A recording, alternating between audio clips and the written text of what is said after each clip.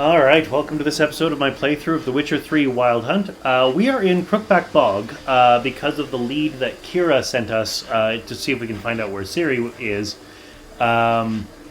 And we went in, we followed the trail of treats, and we found some orphans and Gran, who has taken them in. Now, something definitely seems really off there. I have a funny feeling Gran is not what she seems. And they're all very evasive, which is kind of understandable in this world, in this the setting of the world, the time with the war and everything like that. But I still have a funny feeling things aren't quite right. One of the boys knew Johnny, who's this fellow right over here, who is a godling, apparently. I don't know what that means, but Johnny's a godling. Now, Johnny has seen a girl with ashen hair, which is pretty much what we're looking for. Except Johnny has lost his voice. And so apparently there's something up in the raven's nest up here somewhere. We gotta climb this cliff and see if we can find out how to get Johnny's voice back to see what he knows about the girl with ashen hair who we're looking for. So let's go.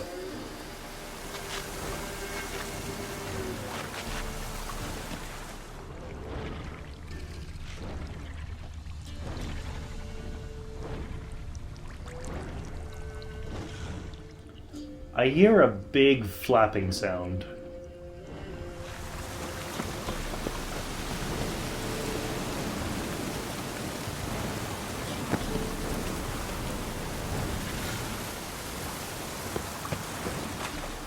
Alright, so I guess we gotta go around this way.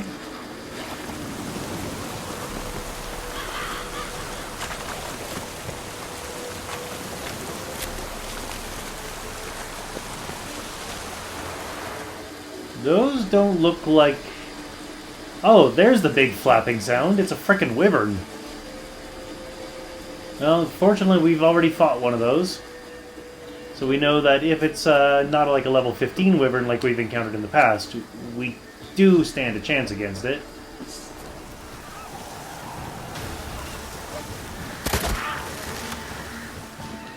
We got some harpies as well.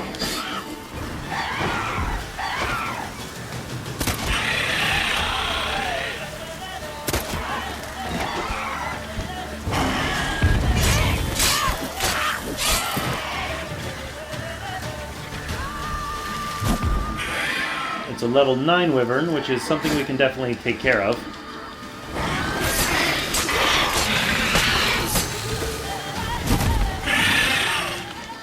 So I don't know how they expect a level 6 person to take care of this.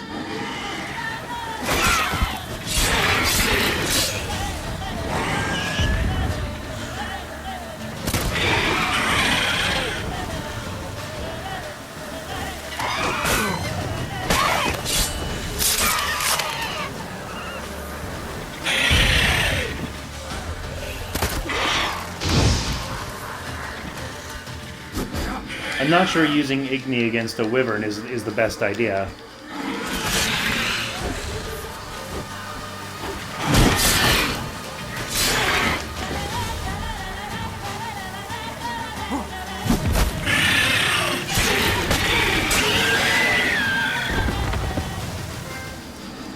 Triple threat.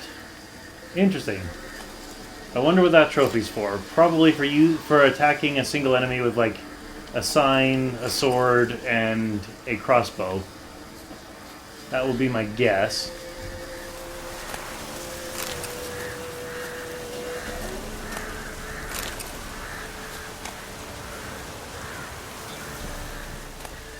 Sealed bottle and raven's feather. Interesting. Maybe he meant this bottle.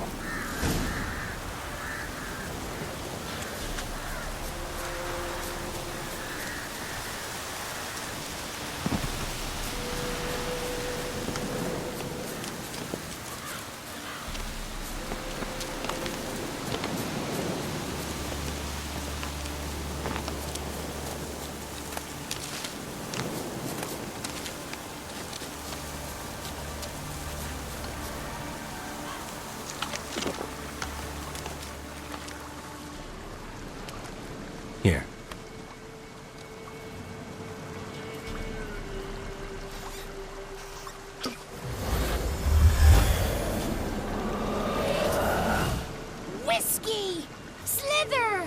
Ringworm! Rubbish! Bumblebee! Flabbergasted! Ha! The sound of it! Peter Piper picked Prince Proximo a pack of pickled peppers by the pontar. Done celebrating? My favourite words! Life without savouring the sound of surreptitious shenanigans is like licking snails through a cloth. Thank you for this, noble whoever you are. Long be your life. Hang on a minute. I helped you, now you help me. Would you turn this beautiful act of altruism into a banal bartering of favours?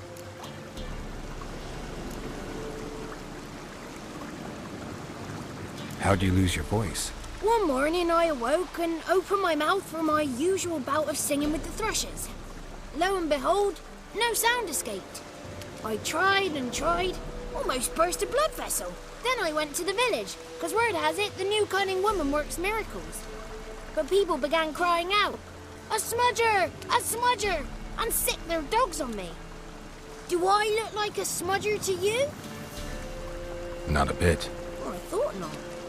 So it must be the Crones doing. Who else would curse me? Blackbird friend of mine located my voice, but I was helpless to retrieve it. Couldn't ask a raven friend to just give you the bottle? Ravens serve the Crones. They don't help no one. How do you lock someone's voice in a bottle? Just wondering. As am I, especially as mine's a voice to crown all voices. Sometimes it's like a forest brook, at others like a roll of thunder. And let's be honest, I talk enough to fill 3 barrels or more. Somebody used some powerful magic on you, as a prank or just to be mean. I'm looking for a young, ashen-haired woman. See anyone like that? Did I ever? Remember it as if it were yesterday. Soon as I woke, I went to empty my bowels. My favourite part of the day. Defecating to the sunrise, downright glorious. Suddenly, heard a bang, so loud it couldn't have been me. And that lass appeared, out of nowhere. Young, ashen-haired, just like you said. Wounded and panting to boot. She raced off towards the children's hut. Quick as if the Crones were after her. I yelled some unpleasantries. She disturbed my morn. Sadly, I'd lost my voice, so I don't think she heard me.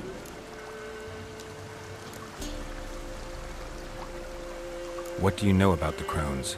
They're as old as this forest. Cruel, vindictive, not to be crossed. What if someone does cross them? Might take his voice, might take his life. Depends on their whim. They're nasty, although they care for this land and its folk in their own way. Supposedly they always keep their word, but you must be careful what you ask for. Won't find them until they want to be found. See them until they want to be seen. But remember, they see and hear all that happens in the mire. I've been to the village in the swamp, met a woman who might have been a crone. Did she seem confused to you? Nuts, completely. So I'm not crazy. That's no crone. That's the granny who takes care of the orphans. Claims the kids made me up. Me! An orphanage in a swamp? What do you have against swamps? Lived here my whole life, and I heartily recommend it. She ran off toward the orphanage. Kids could know something, or the old woman who takes care of them. Oh, that old hag don't speak to strangers, and you're a stranger. Will she talk to you? I have spoken to her, got my ways. So be it. You helped me, and I'm no bore. Come with me.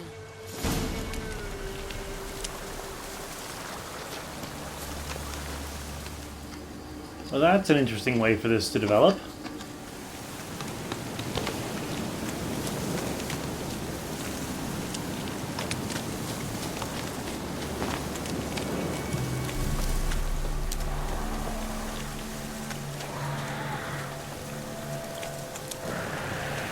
Careful! Watch out! Watch out!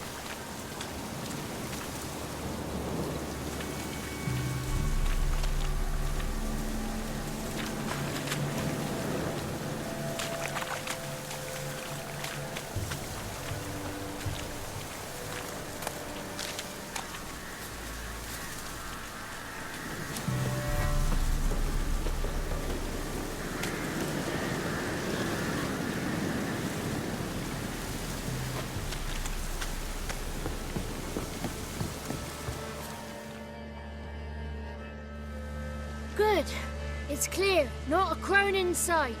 I need to sing to Gran. That ought to calm her.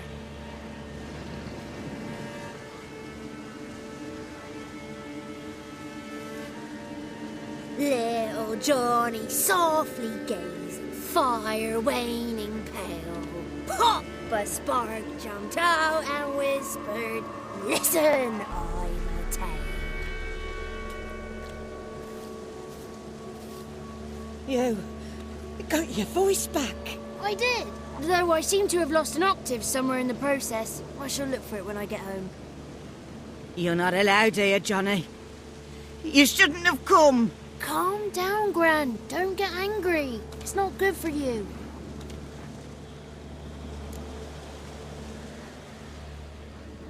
So I can ask about the woman or the crones.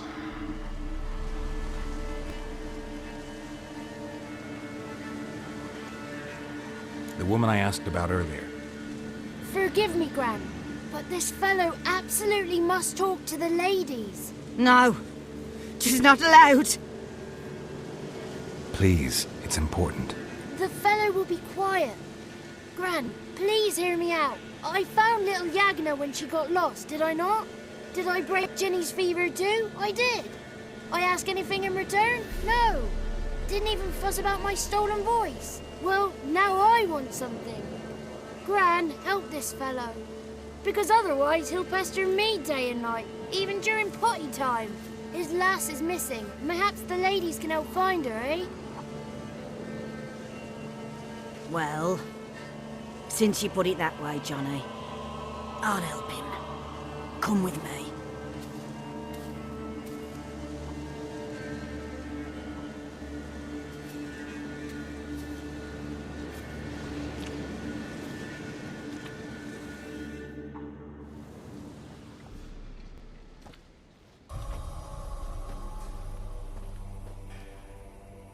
Johnny's a good lad, though the ladies don't like him. No, foul creature, they say. Don't like him.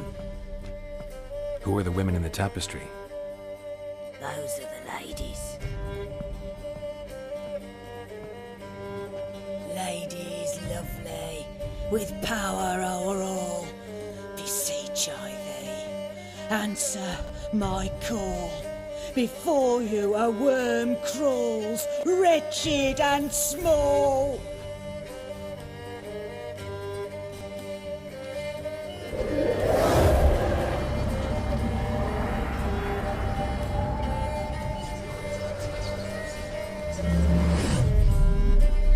How dare you disturb our rest, woman?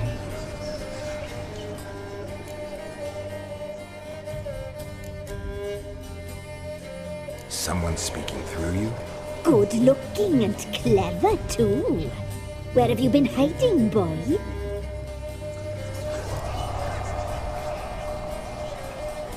I'm looking for the woman with ashen hair. I know you met her. Where is she? Oh, he's impatient. Perhaps he only likes ashen-haired girls.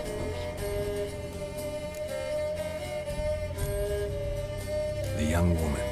She's my daughter by choice. I raised her. If she's shapely, what does it matter? Matters to me. I believe we've hit a nerve. He's bubbling like well finished. Oh, that's how I like him. It's clear you met her. Tell me everything. That was blunt. Well, perhaps it's for the best. Tell me, have you got bollocks? Do you fear woodland beasts? Oh, hard times are upon us, white-haired one. Brother has turned against brother. The land is soaked in blood. Evil reigns stronger than ever before. A dark power has surfaced near Downwarren. It feeds on hatred and disdain. Destroy the beast, and we will be grateful. Tell you all we know about this ashen-haired maid. Dark power? You need a knight errant or a witch hunter, not a witcher. The Alderman of Downwarren will tell you all. Remember to collect payment from him after you complete your task. And now our servant will bring you the dagger.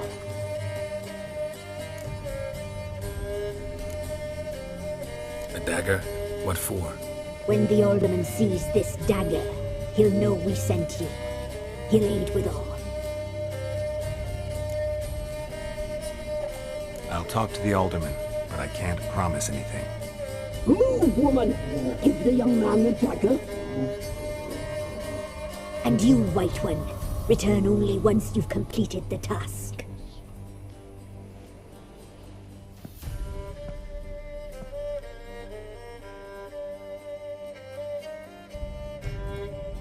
Aye, mistress, right. On me way. Dagger. Gotta bring the dagger. The dagger. For you. Ladies told me to give it you. Here it is. The dagger.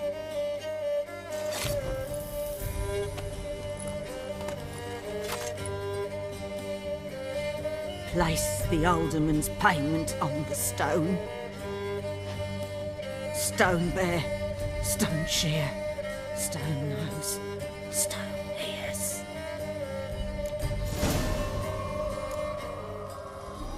Well, that was interesting. Though I have a funny feeling being the conduit for the Crones is probably big part of the reason why this old woman has gone so batty.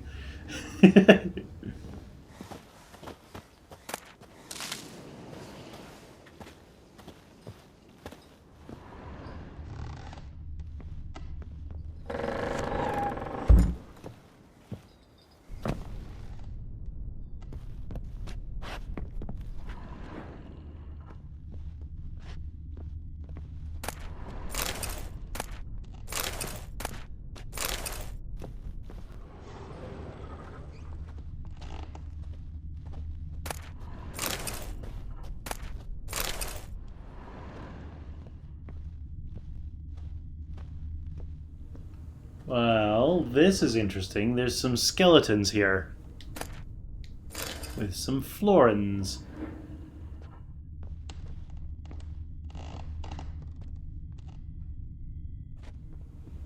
Why do I get the feeling what the Crones are asking me to do will end up being something very dark indeed? Probably something along the lines of sacrifice an innocent life.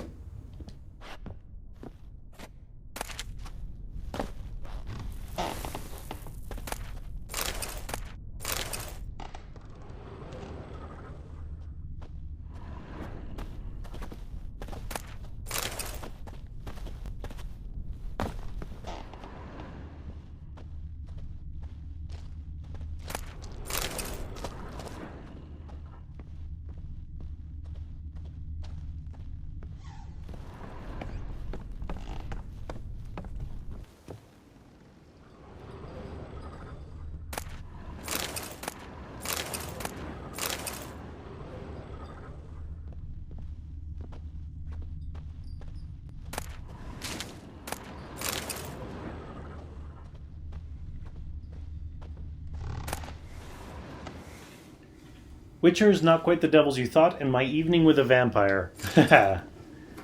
Witchers, not quite the devils you thought. A conviction has arisen amongst both mages and the hoi polloi that witchers barely rise a hair's breadth above animals, that they are deformed and bloodthirsty mutant, and that in slaking this thirst they do not limit themselves to the fluids of monsters. Meanwhile, the research and observations of Virgil and of Ban Ard paint an entirely different picture of the cast. Of course, it is an indisputable fact that the mutations witchers undergo influence their temperament, immune system, strength, and endurance. Yet one cannot consider them unthinking beings forged only for killing as a result. In fact, witchers cultivate a unique culture, a specialized body of knowledge, an effective training system, and even a code of honor. They know an incredible amount about the effects of ingesting various organic and inorganic substances, and also a small amount, but nevertheless something, about the fundamentals of magic, by which I mean the simple spells they call signs. On the surface, the Witchers appear to be a homogeneous social entity, but in truth their fighting styles, training, regimens, and worldviews differ significantly depending on the school to which they adhere. The best-known Witcher schools on the continent are the School of the Wolf, the School of the Bear, the School of the Griffin, the School of the Viper, and the School of the Cat. My evening with a vampire. You will no doubt call me a liar, a cheat, and a madman. You will shake your head in pity and snort in disbelief, but I promise you, I swear on all the gods, everything which you shall read in the pages to follow is the truth, the whole truth, and nothing but the truth. I met the vampire of which I write years ago, in an inn in Beauclair. He introduced himself to me as Regis, and said he was a barber and a medic. Since he looked in every aspect like a mortal man, I might never have even suspected his true nature, had not a fire broken out shortly thereafter in the establishment in which we were residing. This Regis, if that truly was his name, stood completely untouched by the flames, whereas my own clothing quickly caught fire. The vampire carried me out of the burning inn, saving my life from certain death, and then treated my numerous wounds. At first, Regis refused to answer my query as to how he had miraculously survived the furnace-like temperatures inside the burning inn without so much as a scratch on his body or hair singed on his head. Eventually, however, he must have sensed I was a man of the world, one who would not jump to hasty judgments based on appearance or species, and revealed his identity, along with a great number of highly interesting facts. According to Regis, not all vampires are alike. This vast family contains both madless catacans, fledgers, and echimaras, who in form resemble overgrown bats far more than humans, as well as Alps and Bruxae, who look remarkably like comely maids. In addition to these, there are even more powerful higher vampires, to which genus belonged my unexpected acquaintance. Not even a witcher can discern a higher vampire from a mortal man. Contrary to popular belief, they cannot be killed by pounding aspen stakes into their chests, nor by cutting off their heads, nor, as I can vouch for based on personal experience, by fire. They do not fear running water, garlic, or the symbol of any creed. It might be some consolation to learn a vampire's bite does not turn a human into one of their number, and they do not in any way need our blood in order to survive. To them it is merely a delicacy in which they indulge from time to time, like men do with fine wine. Regis asked me to keep his tale to myself, but now, as I lay on my deathbed, I feel that I must share the secret knowledge, even if it means breaking my word to this most noble individual.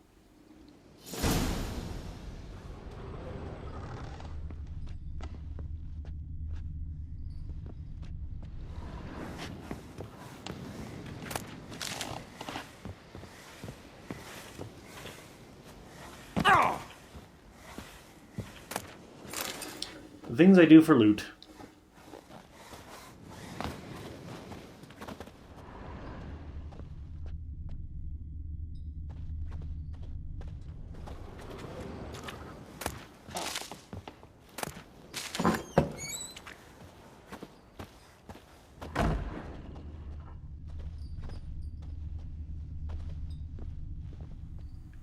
There's apparently still some sort of herb behind the hatch, but I will let it go for now.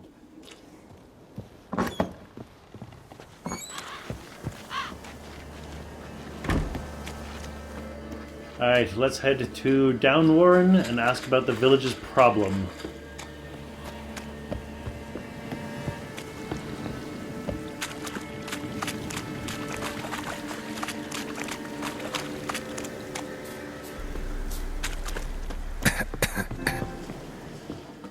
And of course the battery is low at this time. I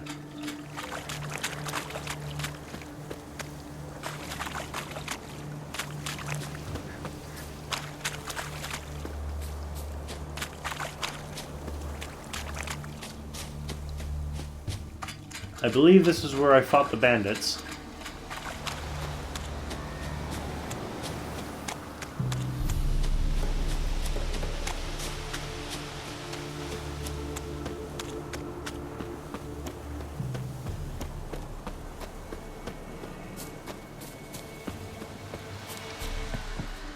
Coming up to 1 in the morning.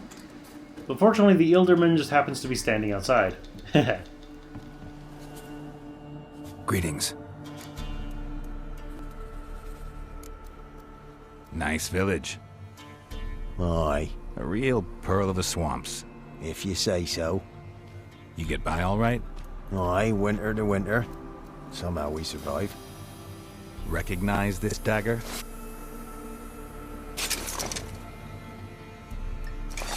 Aye, master.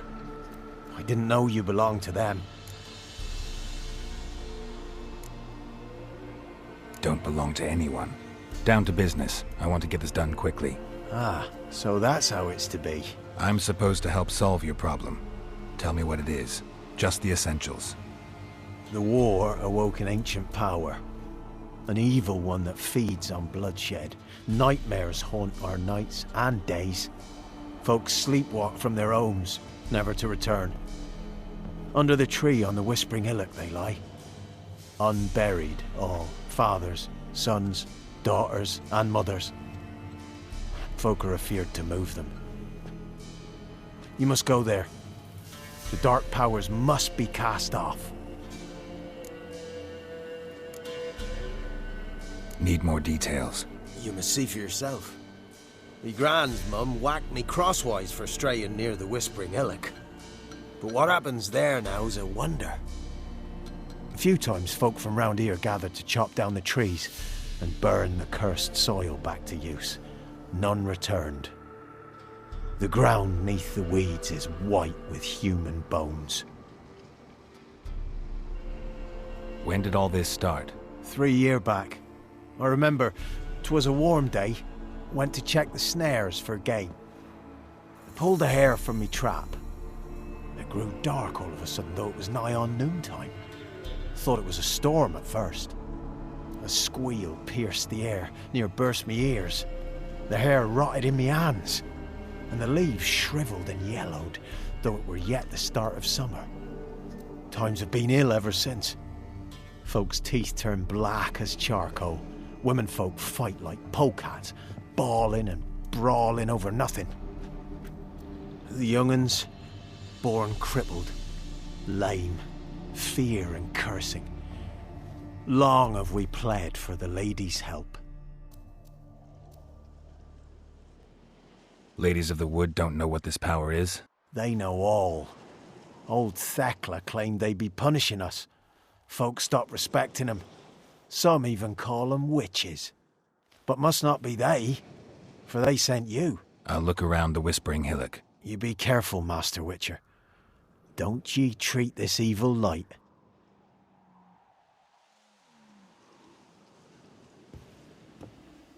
Well, now we have a lead to follow. But I'm going to call an end to the episode here. You know the drill. Click over there. Join me next time as we head towards the Whispering Hillock and see if we can find out what is killing the villages from Down Warren. See you then.